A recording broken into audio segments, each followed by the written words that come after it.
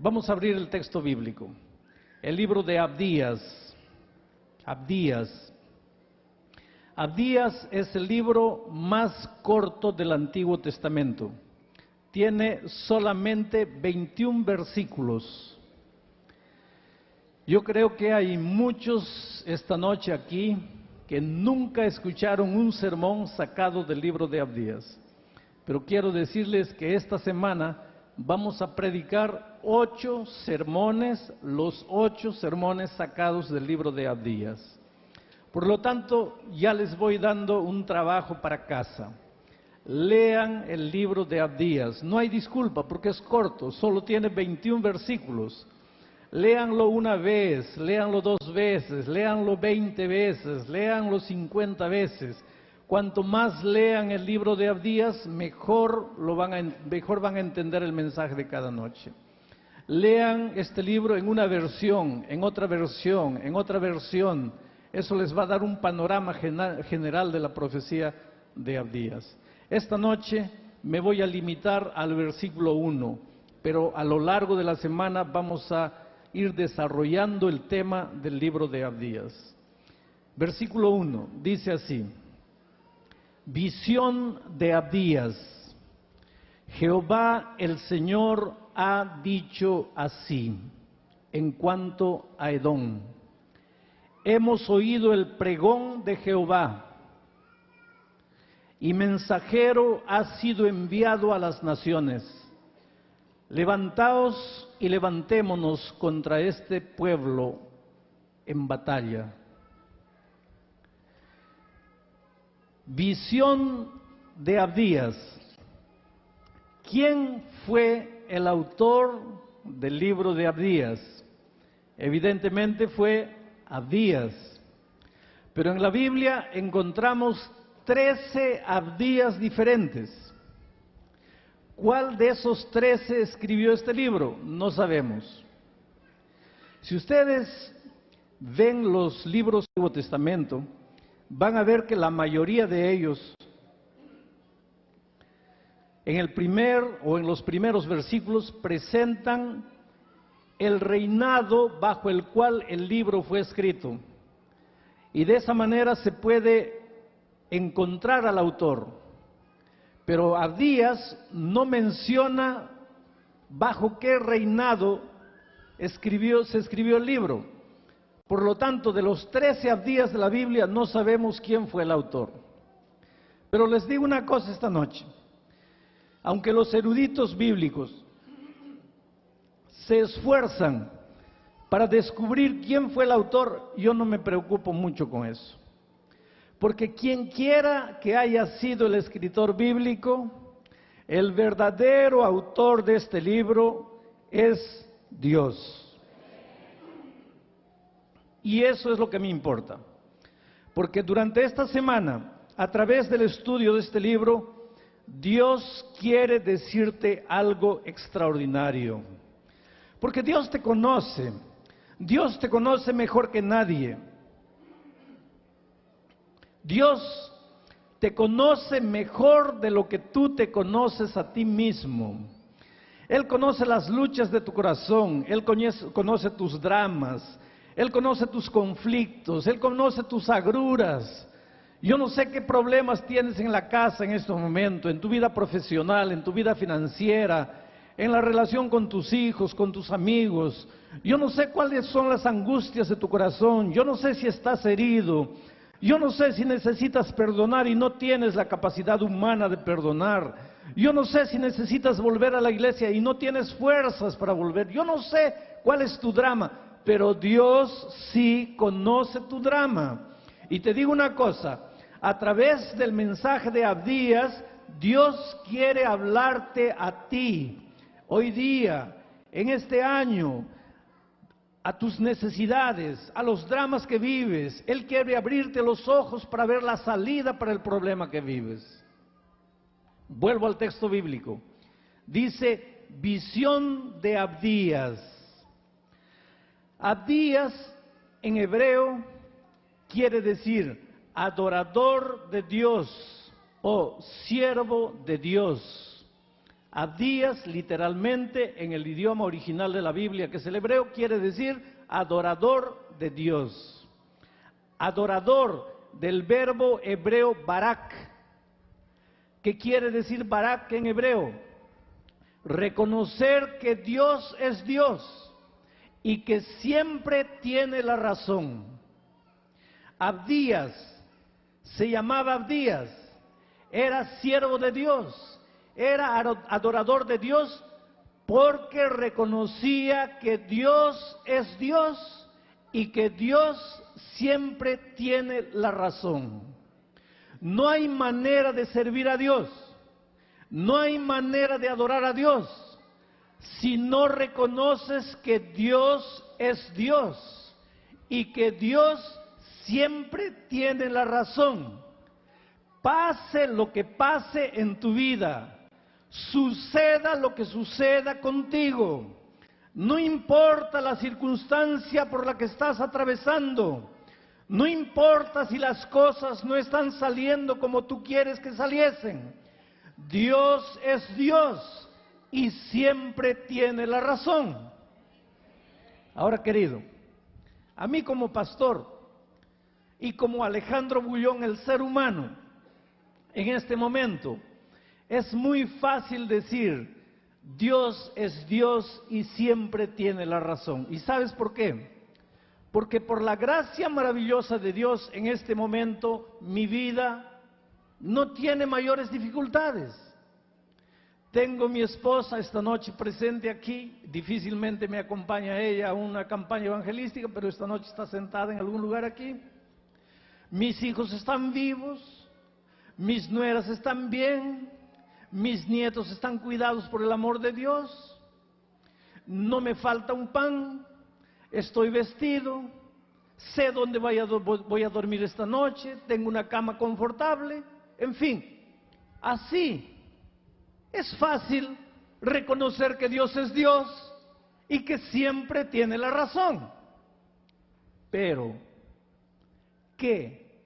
Si esta semana tú perdiste un hijo querido en un accidente de tránsito, ¿qué?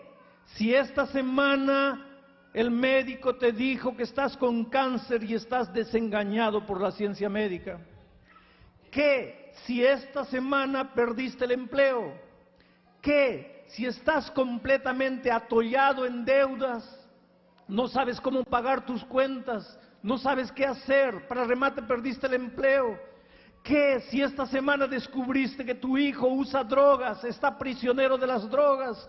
Tú amas a tu hijo, tú serías capaz de dar la vida por tu hijo y de repente no sabes qué hacer para ayudar a salvar a tu hijo. ¿Cómo reconocer que Dios es Dios y que Dios siempre tiene la razón? Bueno, Abdías se llamaba Abdías porque en las circunstancias buenas o en las circunstancias malas, él era un adorador de Dios. Quiere decir, él tenía la capacidad de reconocer que Dios es Dios. Es Dios cuando las cosas te salen bien y sigue siendo Dios cuando las cosas te salen mal.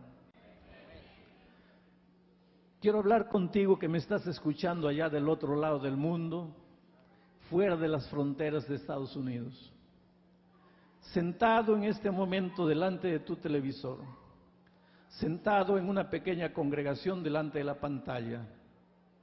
Tal vez tu corazón está sangrando, tal vez tu hogar está dividido, deshecho, tal vez estás viviendo el drama más terrible de tu vida. Humanamente no sabes qué hacer. Humanamente no sabes para dónde ir, te faltan fuerzas, estás cansado de luchar, no tienes más fuerzas para continuar luchando. Te preguntas muchas veces, ¿dónde está Dios? Yo te pregunto, ¿tienes la capacidad de ser Abdías? ¿De ser un adorador de Dios? ¿De reconocer que Dios es Dios siempre?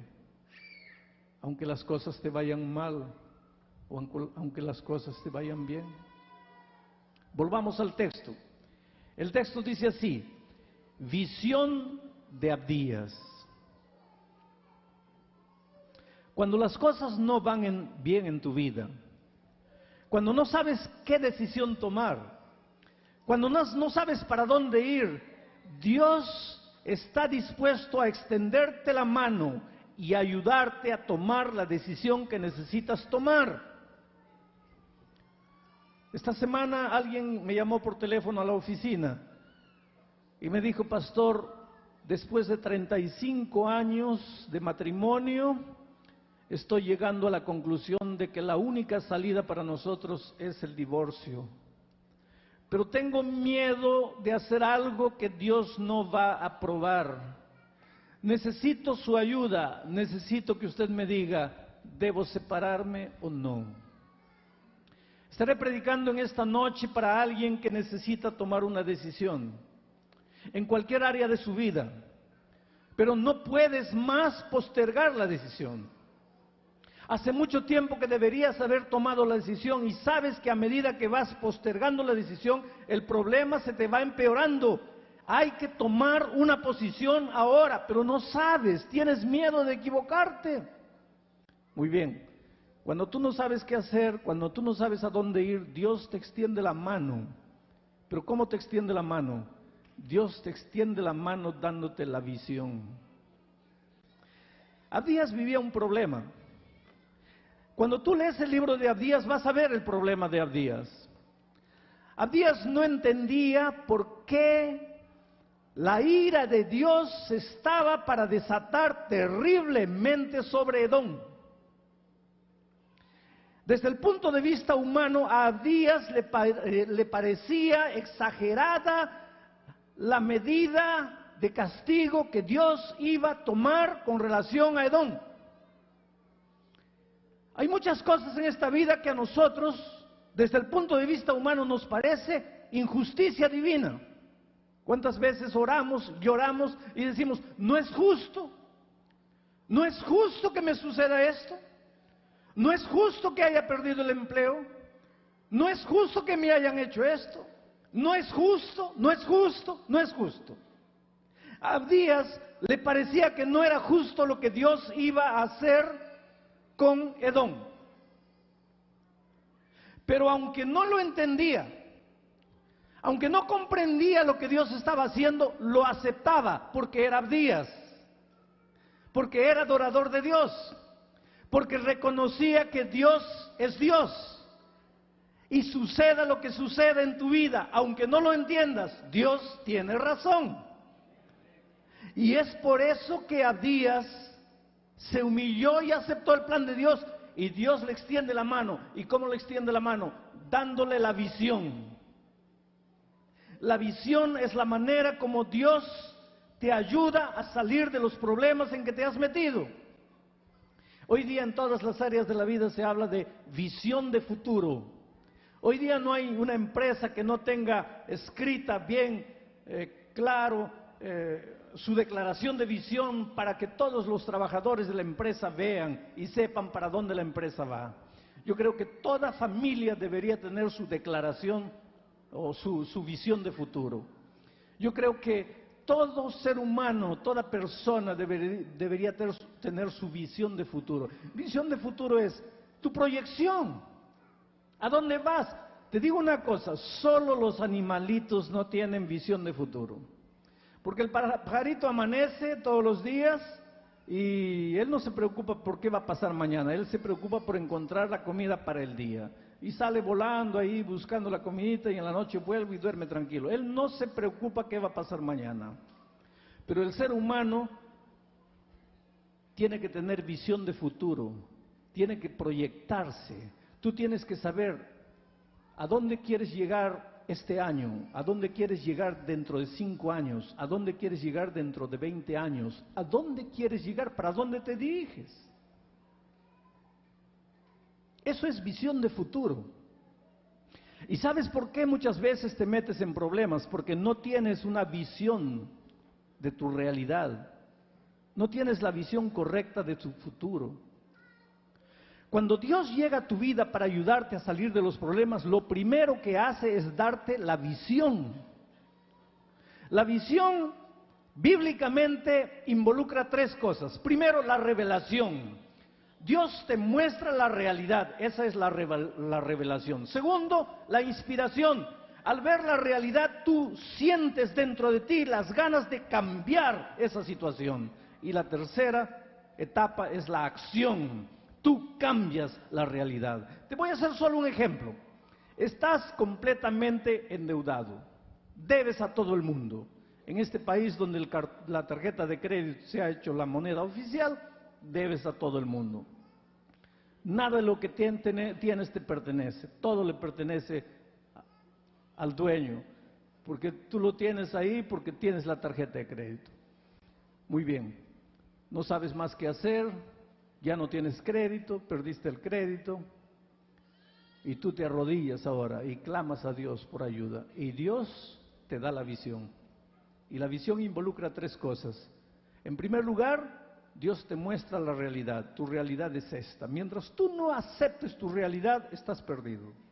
Mientras tú no aceptes que tu hogar se está cayendo a los pedazos, ¿cómo va a tener salvación tu hogar? Mientras tú no aceptes que estás gastando más de lo que recibes, ¿cómo vas a salir de las deudas? Mientras tú no aceptes que tienes que pedirle a Dios que transforme tu temperamento, ¿cómo vas a encontrar un buen empleo? Quiere decir, cuando Dios te da la visión, te muestra la realidad, pero esa visión genera dentro de ti la inconformidad, el deseo de cambiar esa situación. Esa es la inspiración. Y enseguida vas al tercer paso, la acción. No solo te quedas en el deseo de cambiar, sino que en el nombre de Dios cambias. Pero la visión, para que sea una visión que realmente transforme las cosas, tiene que ser una visión nacida en la palabra de Dios. Mira lo que el texto bíblico dice. Visión de Abdías. Jehová el Señor ha dicho así. Cuando tu visión de futuro está fundada en lo que Jehová el Señor ha dicho, puedes creer que esa visión de futuro te va a llevar a alturas insondables. Pero la mayoría de las instituciones, la mayoría de las personas tienen una visión de futuro limitadas al terreno humano. La visión de futuro de los seres humanos no está fundada en el así ha dicho Jehová. Tienes que tener seguridad que tu proyección futura, los planes que haces en cualquier área de tu vida están fundadas en la enseñanza bíblica, porque quien funda su visión de futuro en la enseñanza bíblica está construyendo sobre la roca. Quien no lo hace está construyendo sobre la arena. La segunda parte del mensaje de esta noche tiene que ver con Edom. Visión de Abdías. Jehová el Señor ha dicho así, en cuanto a Edom. Edom. ¿Quién es Edom? ¿Qué es Edom? La Biblia se responde a sí misma.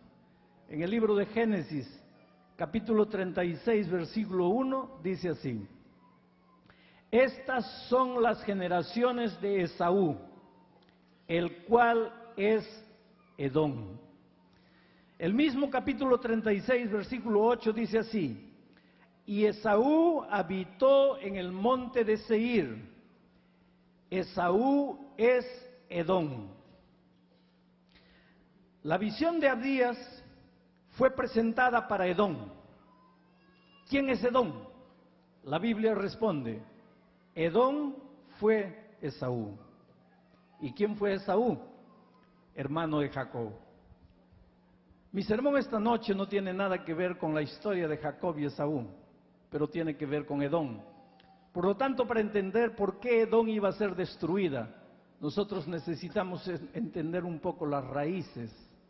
Cómo Edom nació, cómo Esaú nació. ¿Qué significa Edom? Ustedes saben que Jacob y Esaú eran hermanos gemelos. Ellos nacieron peleando. Yo creo que ellos ya peleaban en el vientre de la madre. Continúan peleando hasta hoy día. Están allá en las tierras bíblicas. Ellos nacieron peleando.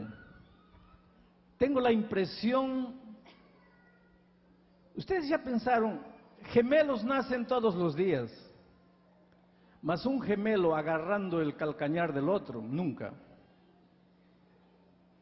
Pero Jacob nació agarrado del talón de Esaú. Quiere decir, ellos pelearon en el vientre de la madre y cuando nacieron, nacieron peleando. Y la vida toda vivieron peleando, de niños peleaban.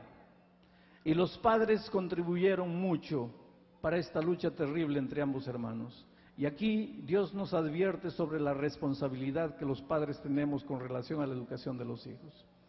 Porque el papá Isaac hizo de Esaú su hijo favorito. Y la mamá hizo de Jacob su hijo favorito. Y entonces la rivalidad fue aumentando entre ambos hermanos. Cuando llegaron a grandes, se vio una marcada distinción entre ambos. Esaú no era solamente un muchacho alegre, aventurero, que le gustaba el campo. Y Jacob no era solamente un muchacho hogareño, más tranquilo, más pacato, no. La verdad era que Esaú era un hombre carnal, mientras Jacob era un hombre espiritual. Pensemos, por ejemplo, en el caso de la primogenitura. Ustedes saben que Jacob le robó la primogenitura a Esaú. Quiere decir, decimos que le robó, pero en realidad Esaú se la vendió. La primogenitura no tenía, a pesar que involucraba beneficios materiales, de dinero, de tierras, el verdadero valor de la primogenitura no era material, era espiritual. Pero Esaú era un hombre carnal. A él no le preocupaban los valores espirituales. A Jacob sí le preocupaban los valores espirituales. Y aunque hizo algo malo engañando a su hermano para conseguir la primogenitura, en realidad estaba reclamando solamente algo que Esaú le había vendido. Para Esaú, un plato de lentejas, que era lo que él podía tocar en el momento, lo que él podía comer en el momento, un plato de lentejas valía más que la primogenitura, porque la primogenitura sería de él solamente cuando el padre muriese. Y él pensaba así: oh, para mi papá morir faltan muchos años, pero el plato de lentejas está aquí. Esaú es el típico ser humano que no se preocupa con lo que va a recibir un día, lo único que le interesa es lo que va a recibir ahora.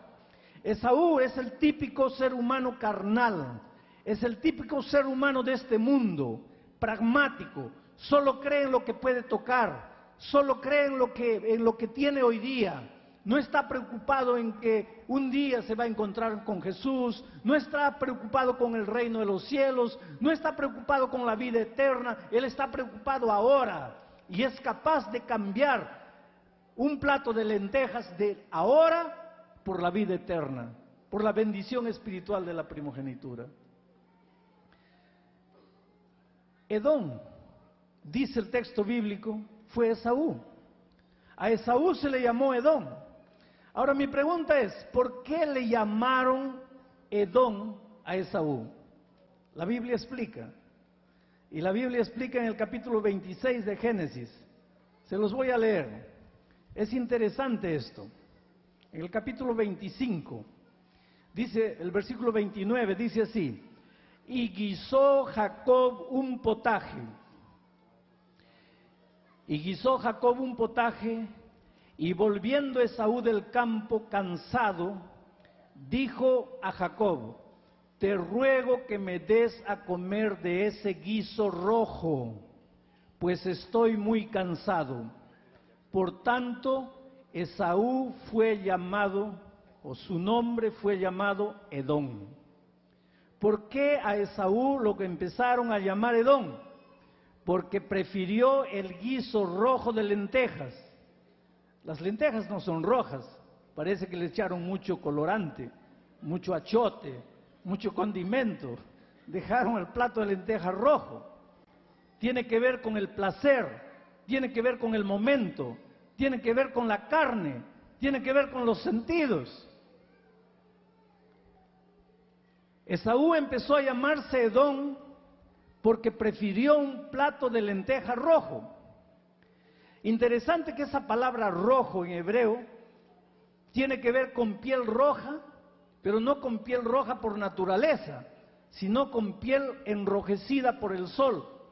Así como cuando tú vas a la playa un día y no te colocas bronceador y vuelves para la casa hecho un camarón rojo, quemado, que no puedes acostarte, te duele de aquí, te duele de allá, te duele de todo lado.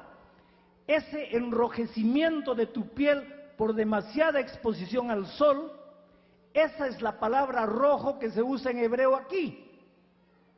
Ahora, ¿qué tiene que ver esto con el mensaje de la noche? Es muy simple. ¿Por qué la piel de algunos cuando se exponen al sol se queda roja? Y otros pueden quedar varias horas expuestos al sol y la piel no se les pone roja. Yo no sé si hay un dermatólogo esta noche, él podría explicarnos mejor. Pero hay una sustancia llamada melanina. Algunos tienen bastante melanina, otros tienen menos melanina. La melanina es la sustancia de la piel que ayuda a la piel a administrar los rayos del sol. Cuanto más melanina tienes, mejor administras los rayos del sol y los rayos del sol te hacen bien. Pero cuando menos melanina tienes, los rayos del sol que al otro le hace bien, a ti te hace mal. Y tu piel se queda roja, roja, la misma raíz hebrea que se usa para Edom.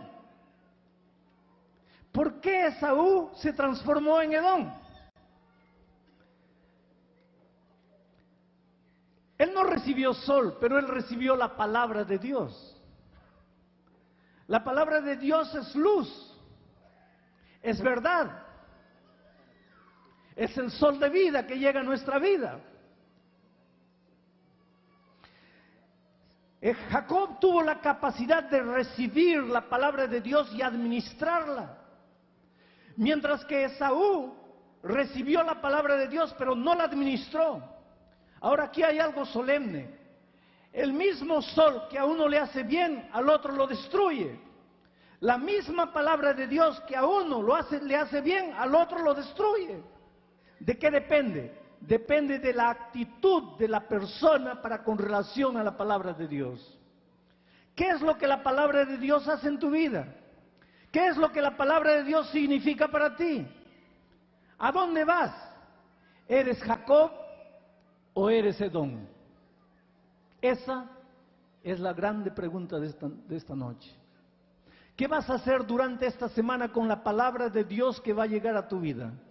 ¿Vas a tener la capacidad de administrarla para tu bien? ¿O la vas a rechazar? Y si la rechazas, esa palabra de Dios que trae vida puede traer muerte para ti. ¿Por qué Edom estaba condenada? ¿Por qué la nación de Edom estaba condenada? Porque durante años y años y años la palabra de Dios le llegó.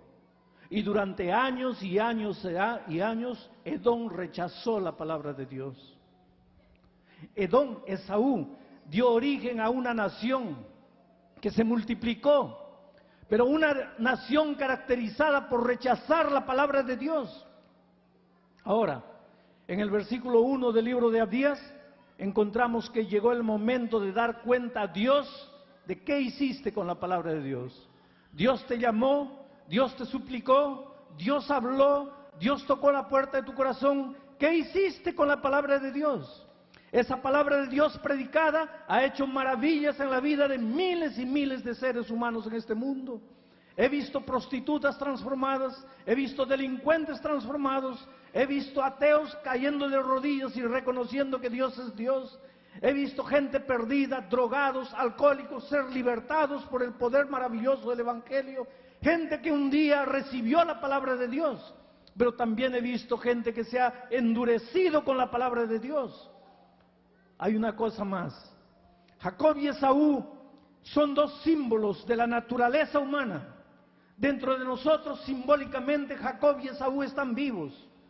Jacob es nuestro lado espiritual, aquel que quiere servir a Dios, aquel que quiere entregarse a Dios.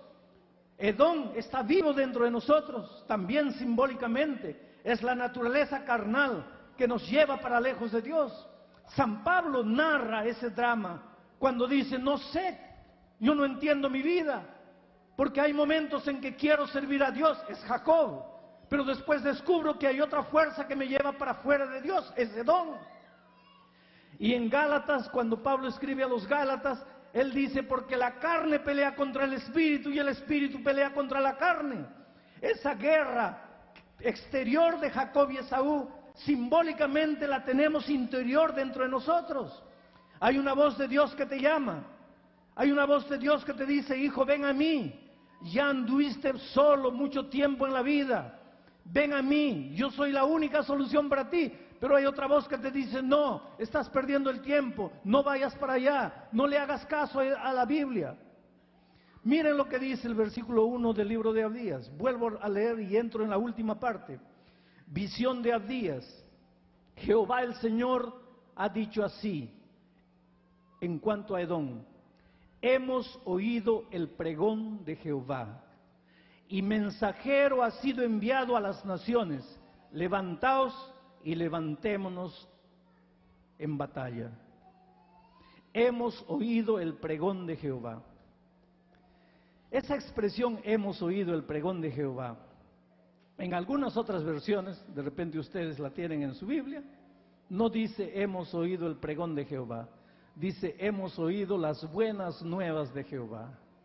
La verdad es la figura de un heraldo que viene tocando la trompeta y anunciando una nueva. Mira lo que dice, hemos oído el pregón de Jehová y mensajero ha sido enviado. ¿Qué quiere decir enviado? Apóstol. Un apóstol ha sido enviado. El apóstol es enviado ¿para qué? Para predicar las buenas nuevas. ¿Qué quiere decir buenas nuevas? Evangelio. Quiere decir que el libro de Abdías es la exposición maravillosa del Evangelio del Señor Jesucristo. Abdías escucha el pregón, Abdías escucha las buenas nuevas. ¿Cómo puede un libro como Abdías, un libro evangélico por excelencia, un libro que es el anuncio del Evangelio, el pregón de Jehová, estar escondido, estar enterrado, no ser estudiado, no ser analizado? Es por eso que el Espíritu de Dios me inspiró para preparar 8 mensajes sacados del libro de Abdías, porque es la exposición del Evangelio. Pero si tú lees el libro todo, te vas a preguntar, no entiendo, pastor, porque Evangelio no son buenas nuevas, Evangelio no son buenas noticias, Evangelio no es salvación. Pero cuando tú lees el libro de Abdías no hay salvación, al contrario, es el anuncio de la destrucción de Edom. Pero Evangelio no es salvación. Y ahora te digo una cosa, querido, tal vez esto es lo más serio que he dicho en mi vida. Las buenas nuevas del Evangelio anuncian salvación, sí, pero únicamente para los que aceptan la salvación. Pero las buenas nuevas del Evangelio también son el anuncio de la destrucción para quien no acepta las buenas nuevas de la salvación. Esto es solemne. Tú no puedes jugar, tú no puedes bromear. El Señor Jesucristo en este momento quiere llegar a tu vida y quiere hacer maravillas por ti. Hace muchos años te está suplicando, te está llamando, está tocando las puertas de tu corazón. En las últimas semanas tus ojos se están abriendo a las verdades bíblicas. Pero dime, ¿cuál es tu actitud para con la palabra de Dios? ¿Es la actitud de Jacob o es la actitud de Edom? Hace muchos años atrás escuché una experiencia de conversión maravillosa en el Brasil. Era un viernes de noche. Una chica de 22 años vendía su cuerpo en un club nocturno de la ciudad de Porto Alegre, en el Brasil. Ella no conocía la Biblia, no conocía la iglesia, no conocía a Jesús. Era la manera más fácil que había encontrado de sobrevivir, vender su cuerpo. Hacía uso de una belleza física que Dios le había dado. No conocía principios bíblicos, no conocía cuál era el plan de Dios para su vida. Ese viernes de noche, ella salió con un desconocido. Fueron para un motel. Era madrugada. Ella no podía dormir. A su lado dormía un hombre a quien ella no conocía, o acababa de conocer esa noche. Ella estaba ahí al lado, sin poder dormir. A su mano derecha había un aparato de radio. Prendió el radio bien bajito y fue cambiando el dial de una emisora para otra. Y de repente escuchó una frase en la radio, y la frase decía así: tú eres la cosa más linda que Dios tiene en esta vida. Y paró. Y continué escuchando. Y la voz en la radio decía: no importa quién eres, no importa cómo vives, no importa si en este momento estás en un antro de pecado, no importa si en este momento tu conciencia está destruyendo tu vida, Dios te ama como tú no tienes idea. Dios toca la puerta de tu corazón, Dios te llama. Y ella se quedó grudada ahí, pegada al radio. El sermón duró mucho tiempo, ella escuchó todo el sermón. Era la radio Nuevo Tiempo de Porto Alegre, una emisora de nuestra iglesia. Cuando terminó la predicación, ella escuchó un anuncio. Y el anuncio decía: el pastor Bullón, que acaba de predicar este mensaje, estará predicando mañana sábado a las 9 de la mañana en el estadio Gigantinho, aquí en la ciudad de Porto Alegre. Se quedó pensando las horas de la madrugada que ainda restaban en toda su vida. Las palabras que había escuchado hacían eco en su cabeza y en su corazón. De repente el hombre despertó, se vistió y le dijo: mira, ¿dónde quieres que te deje? Ella le dijo: ¿podrías hacerme el favor de dejarme en el estadio Gigantinho? Él le dice: sí. Cuando estaban llegando al estadio, él preguntó: ¿qué vas a hacer? ¿Tú vives por aquí? Él dijo: no, solo quiero quedarme aquí. Ella bajó del carro, todavía eran horas tempranas, las puertas ya estaban abiertas, entró, no había mucha gente, pero había movimiento dentro, se ubicó en la galería, empezó el programa, grupos vinieron aquí adelante para cantar, los himnos tocaron su corazón, himnos que hablaban del amor de Jesucristo, y de repente a las 10 de la mañana entré yo para predicar. Años después me encontré con esta chica y ella me dice: pastor, aquella mañana todo lo que usted predicó describía la historia de mi vida. Y de repente usted hizo un llamado y dijo: ¿quieres levantarte esta mañana y venir aquí entregándole la vida a Cristo? Oh pastor, yo no conocía mucho de evangelio, yo no conocía mucho de Biblia, yo no conocía mucho de Jesús. Pero aquella mañana vi que esa era la única salida para mi vida y me agarré de esa esperanza como si fuese la última esperanza. Me levanté y fui adelante y le entregué mi vida a Cristo. Y esa mañana mi vida empezó de nuevo. Han pasado ya 3 años, pastor. Y yo quiero decirle, hoy estoy en la iglesia, Nadie sabe mi historia, es la primera vez que cuento mi historia para alguien, pero yo quería que usted supiese que en un lugar de perdición, el Evangelio llegó a mí a través de la radio, y yo, tocada por el Espíritu de Dios, entregué mi vida al Señor Jesucristo. Hoy es el día de buena nueva, hoy es el día de salvación. Tú eres la cosa más linda que Jesús tiene en esta vida. No importa cómo vives, no importa quién eres, no importa lo que has hecho. Tu hogar está destruido, Jesús lo puede reconstruir. Tus hijos están perdidos, Jesús los puede traer de vuelta. Estás herido, no tienes fuerzas para levantarte, Jesús puede levantarte. Tu vida no tiene sentido, Jesús puede colocar paz en tu corazón. Pero ¿qué puede hacer Jesús por ti si tú no le das una oportunidad? ¿Qué puede hacer la palabra de Dios por ti si tú la rechazas? ¿Tienes melanina espiritual? ¿Tienes la capacidad de administrar la palabra de Dios? ¿O esa misma palabra de Dios que lleva vida a mucha gente va a traer destrucción para tu vida? Hoy es el día de buena nueva. Hoy es el día de salvación. Donde estés, en el país donde estés, en la iglesia donde estés, en la ciudad donde estés, este es el momento de que tomes la grande decisión de tu vida. Y a ustedes, los que están aquí en esta iglesia, en este momento les voy a hacer una grande invitación.